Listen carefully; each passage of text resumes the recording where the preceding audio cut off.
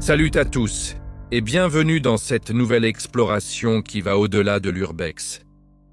Aujourd'hui, nous ne visitons pas une ruine, mais une scène de crime figée dans le temps. Le village oublié de Saint-Jude. Ce lieu a été évacué en une seule nuit, il y a 40 ans, sans aucune explication officielle. Nous allons vous révéler la vérité derrière cet exode forcé. Mais avant cela, écoutez-moi bien. La raison pour laquelle Saint-Jude a été abandonné n'est pas une maladie ni une catastrophe naturelle, mais une entité qui a été réveillée par le silence. Nous sommes à quelques mètres de la place centrale et nous avons la preuve que le village n'est pas vide. Restez avec nous, car un témoin, un survivant de cette nuit d'horreur, a osé parler.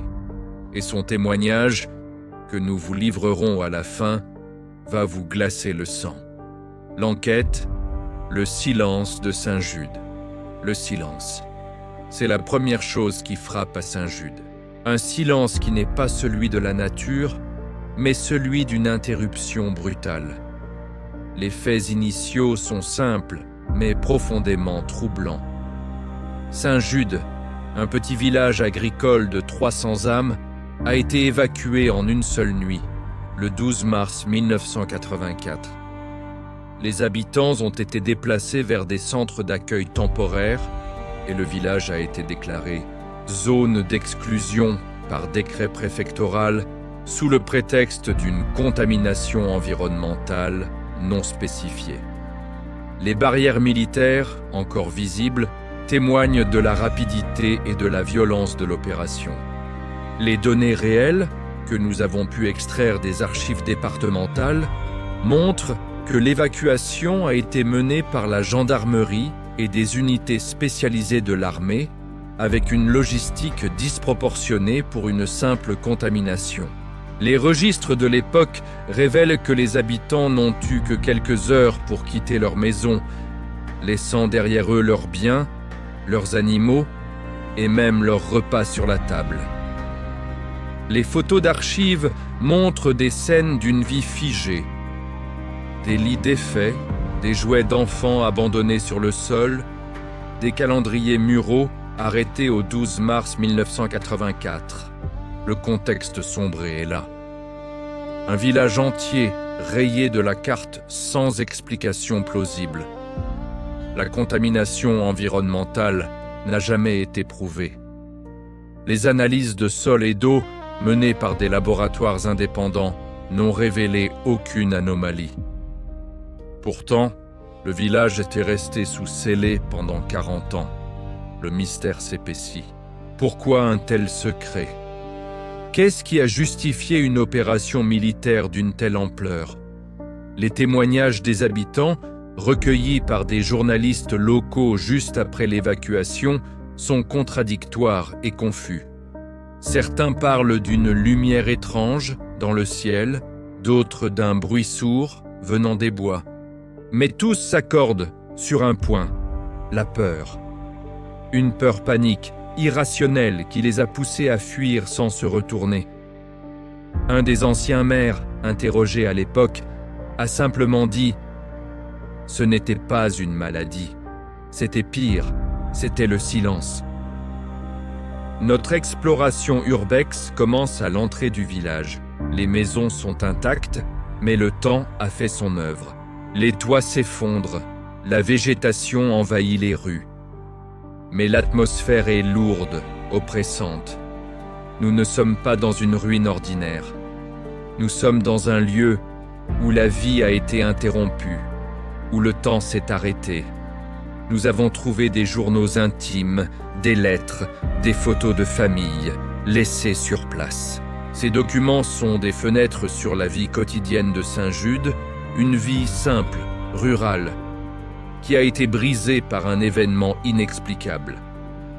Un des journaux, tenu par une adolescente, s'arrête brutalement à la date du 11 mars 1984. La dernière phrase est « J'ai entendu un bruit étrange dans la forêt. Papa a dit que c'était le vent, mais ce n'était pas le vent. » Le mystère se renforce avec la découverte d'un détail troublant. Dans toutes les maisons, les horloges sont arrêtées à la même heure, 3h17 du matin. C'est l'heure exacte où l'évacuation a commencé, selon les registres militaires. Mais pourquoi les horloges se sont-elles arrêtées? Une panne de courant? Les témoignages de l'époque parlent d'une coupure de courant générale, mais les horloges à piles sont également arrêtées. C'est un détail qui ne fait pas sens, un indice que l'événement qui a frappé Saint-Jude n'était pas conventionnel. Nous devons aller plus loin, au cœur du village, pour trouver la vérité. Le silence de Saint-Jude est un mensonge, et nous sommes sur le point de le briser. Le silence de Saint-Jude est un mensonge. Mais qui a orchestré cette dissimulation? Dans notre prochain bloc, nous allons révéler les détails occultes, les pistes qui ne font pas sens, et la conspiration qui a permis à ce secret de rester enterré pendant 40 ans. Préparez-vous, car la vérité est cachée dans les archives militaires. La conspiration, le secret de l'Exode. Forcé. Le gouvernement a menti. L'évacuation de Saint-Jude n'était pas une mesure de précaution sanitaire. C'était une opération de confinement, une tentative désespérée de cacher un événement qui aurait pu ébranler les fondations de la République. La conspiration ici n'est pas une théorie, c'est un fait historique. Une chaîne de dissimulation qui remonte à la nuit du 12 mars 1984. Nous avons trouvé des documents qui prouvent que les forces majeures tentant de cacher quelque chose ne sont autres que les services de renseignement militaires et une branche secrète du ministère de l'Intérieur. Les détails occultes commencent avec les pistes qui ne font pas sens. Pourquoi une telle rapidité dans l'évacuation? Les documents militaires, que nous avons pu déchiffrer grâce à un ancien officier repenti, montrent que l'opération a été déclenchée par un signal d'alerte émis par un poste d'écoute souterrain situé sous le village. Ce poste, officiellement dédié à la surveillance des communications de l'Est, était en réalité un centre de recherche sur les phénomènes acoustiques anormaux. Les documents ignorés sont les rapports de la gendarmerie. Les registres de l'époque parlent de résistance passive des habitants, mais les rapports internes que nous avons pu consulter révèlent des scènes de panique, de violence et de suicides inexpliqués parmi les militaires. Un des gendarmes, retrouvé mort dans sa voiture, avait les yeux arrachés et un sourire macabre sur le visage. Le rapport officiel a conclu qu'il s'agissait d'un décès causé par une arme à feu. Les versions contradictoires sont nombreuses. Les militaires parlaient d'une contamination environnementale pour justifier l'évacuation. Mais les témoignages des habitants que nous avons retrouvés parlent d'une odeur de soufre et d'un bruit de cloche qui résonnait dans les têtes. Un des anciens habitants, un agriculteur, a juré avoir vu des ombres se déplacer dans les champs. Des ombres qui n'étaient pas humaines. La conspiration prend une tournure encore plus sombre avec la révélation que le village de Saint-Jude n'était pas un lieu choisi au hasard. Il était situé sur un point de convergence géomagnétique, un lieu où les ondes électromagnétiques étaient amplifiées. Le poste d'écoute souterrain n'était pas là pour écouter l'Est, mais pour étudier l'énergie du lieu. Les forces majeures qui tentent de cacher quelque chose sont les anciens dirigeants de ce programme secret, qui ont été promus à des postes clés dans le secteur privé après la fermeture. Ils ont tout intérêt à ce que le secret du village oublié reste enterré, car la révélation de leurs expériences mettrait en péril des carrières et des fortunes. Le silence a été acheté, les témoins intimidés, et Saint-Jude a été transformé en une simple légende urbex. Nous avons trouvé une photo oubliée datant de 1988. Elle montre le docteur Dubois, souriant, devant la porte du couloir. Mais en arrière-plan, sur le mur, on distingue une ombre qui ne correspond à rien de physique. Une distorsion, une anomalie. Est-ce la preuve visuelle de l'entité psychique qu'il décrivait? L'analyse de l'image révèle que l'ombre est composée de multiples visages, des visages de souffrance. Le couloir n'est pas un lieu de science, mais un lieu de torture psychologique à grande échelle. Et la conspiration a réussi à transformer cette horreur en une simple légende urbex. Un mythe pour adolescents en quête de frissons. Mais la vérité est que le danger est réel, et il est sur le point de se manifester. Nous sommes à la porte, et le silence est brisé par un faible bourdonnement. Une résonance qui semble venir de l'intérieur de nos propres têtes. Le silence de Saint-Jude est un mensonge. Mais qu'est-ce qui a poussé le docteur Dubois à sceller le couloir de l'intérieur? Dans notre prochain bloc, nous allons introduire l'élément inattendu, la reviravolta qui va changer l'interprétation de tous les faits. Préparez-vous, car le couloir n'est pas une prison, c'est un incubateur. La reviravolta, le témoin qui ose parler. Le silence est brisé. Nous avons réussi à contourner le dernier capteur. La porte est à portée de main. Mais avant de l'ouvrir, nous devons comprendre pourquoi le docteur Dubois a choisi de s'y enfermer. La réponse est dans un élément inattendu, une reviravolta qui va changer l'interprétation de tous les faits. L'élément inattendu est un enregistreur audio de poche, un modèle militaire de l'époque, retrouvé par notre équipe dans une cachette secrète, juste avant le dernier sas. C'est le journal de bord du docteur Dubois, les dernières heures de l'équipe de recherche. L'enregistrement commence par des notes scientifiques, des mesures de l'activité cérébrale. Mais le ton change rapidement. La voix du docteur Dubois devient haletante, paniquée. Il ne parle plus de sujet, mais de victime. Il révèle que l'expérience a échoué. Non pas parce que les sujets sont morts, mais parce qu'ils ont fusionné. Le couloir, avec son isolation sensorielle extrême, a créé une conscience collective, une entité psychique qui se nourrit de la peur et de la folie. Il l'appelle le chuchoteur car il ne parle pas, il murmure directement dans l'esprit de ses victimes. La reviravolta est là. Le couloir n'est pas un lieu où l'on meurt physiquement, c'est un lieu où l'on meurt psychologiquement. L'entité, le chuchoteur, induit une hallucination permanente chez ceux qui s'y trouvent. Une hallucination si réelle, si partagée, qu'elle devient leur nouvelle réalité. L'enregistrement révèle que les membres de l'équipe de Dubois n'ont pas disparu. Ils sont toujours là, dans le couloir, mais ils vivent dans un monde parallèle créé par le chuchoteur. Ils sont catatoniques, non pas par folie, mais parce que leur esprit est ailleurs, piégé dans une réalité alternative. La chronologie ne ferme pas. Les disparitions n'étaient pas des échecs, mais des succès de l'entité. Le chuchoteur a réussi à piéger les esprits, à les absorber, à les transformer en énergie psychique. Le docteur Dubois a scellé le couloir, non pas pour se protéger, mais pour empêcher l'entité de s'échapper. Le témoignage inédit de l'enregistreur audio est glaçant. On entend la voix du docteur Dubois, puis des murmures, des voix d'enfants, des rires, et enfin un silence.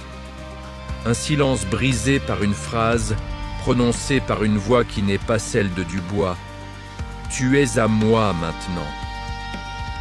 Cette reviravolta change l'interprétation des faits. Les dessins d'enfants sur les murs n'étaient pas des gribouillis de chercheurs fous. C'étaient des représentations de l'entité, des tentatives désespérées de communiquer l'horreur qu'ils voyaient. L'ombre sur la photo n'était pas une distorsion, mais la manifestation physique de l'entité. Le couloir n'est pas une prison, c'est un incubateur de la folie. et nous sommes sur le point d'ouvrir la porte de l'incubateur. Le danger n'est pas physique, il est mental. Nous risquons de ne pas revenir, non pas parce que nous serons tués, mais parce que notre esprit sera piégé. La porte est ouverte, le chuchoteur nous attend. Dans notre prochain bloc, nous allons livrer la promesse du début, la révélation finale. Préparez-vous, car vous allez voir ce que le docteur Dubois a vu juste avant de disparaître. La révélation finale, le secret de l'entité. La porte est ouverte. L'air froid, lourd, s'échappe du couloir. L'odeur de terre, de moisissure, et quelque chose d'autre, de plus sombre, de plus métallique. Nous sommes au cœur du secret de l'Institut Valois. La promesse du début est sur le point d'être tenue. L'équipe pénètre dans le couloir, nos lampes torches perçant l'obscurité totale. Le couloir est long, étroit, éclairé par une lumière de secours vacillante. Les murs sont recouverts de moisissures, mais aussi de dessins. Des dessins d'enfants, des symboles inconnus, des formes sombres. Le chuchoteur a laissé sa marque. Chaque pas résonne, amplifié par le silence. La température chute brutalement, un froid qui n'est pas naturel, un froid qui semble venir de l'intérieur. Au fond du couloir, nous trouvons le docteur Dubois. Il n'est pas mort. Il est assis, adossé au mur, dans un état de catatonie irréversible. Son regard est vide, fixé sur une horreur invisible. Il est piégé dans la réalité alternative créée par le chuchoteur. Son corps est là, mais son esprit est ailleurs, dans un monde de terreur et de folie. La révélation finale est là. Le docteur Dubois est entouré de ses dernières œuvres, des dessins détaillés de l'entité qu'il a vue. Le chuchoteur n'est pas un monstre physique, mais une forme de pensée collective, un amalgame des peurs et des folies des sujets d'expérimentation. Il est représenté comme une ombre sans visage, avec des yeux rouges, qui murmurent des mots incompréhensibles. Mais le plus terrifiant est le dernier dessin, un autoportrait du docteur Dubois, où son visage est déformé, ses yeux sont rouges, et il sourit d'un sourire macabre. Le docteur Dubois a réussi à sceller le couloir, mais il n'a pas réussi à s'échapper. Il a été absorbé par l'entité. Son esprit piégé dans le monde parallèle. Le couloir n'est pas un lieu, c'est une tombe psychique. L'équipe de recherche trouve un dernier message, écrit à la main sur un carnet. Le docteur Dubois y révèle la véritable nature de l'expérience. Nous n'avons pas créé une arme. Nous avons créé un dieu de la folie qui se nourrit de la conscience humaine. Et il est en train de grandir. Le message se termine par une phrase qui glace le sang. Il m'a montré la vérité. Et la vérité est ce que nous sommes tous fous. Le choc est total. Le gouvernement a tenté de créer une arme psychique, mais il a créé une entité psychique qui a absorbé ses créateurs. Le couloir est le lieu de naissance de cette entité, le lieu où la science a rencontré l'indicible. La preuve irréfutable est là. Le docteur Dubois, catatonique, est la preuve vivante que la folie n'est pas une maladie, mais une entité. Et nous sommes sur le point d'être absorbés à notre tour. Le chuchoteur est là, il nous observe, il murmure dans nos esprits.